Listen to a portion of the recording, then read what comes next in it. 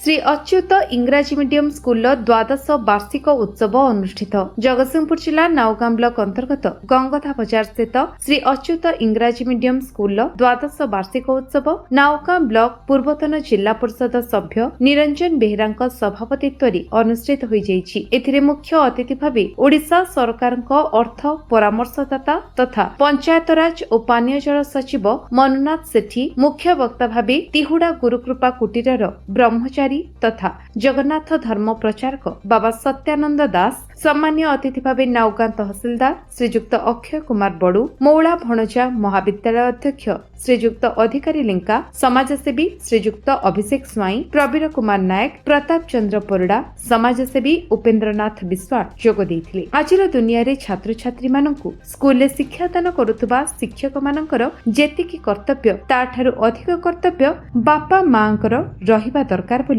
मुख्य अतिथि एवं मुख्य वक्ता परामर्श देइथिले। सर्वशेष अंचल मान्यगण्य व्यक्ति उक्त विद्यालय सुनाम अर्जन करिथिबा छात्र छात्री मानकु अतिथि मानक द्वारा मानपत्र प्रदान करा जायतिला। नाउगां वैष्णव राउंड को रिपोर्ट, विश्व विजय न्यूज ओडिशा।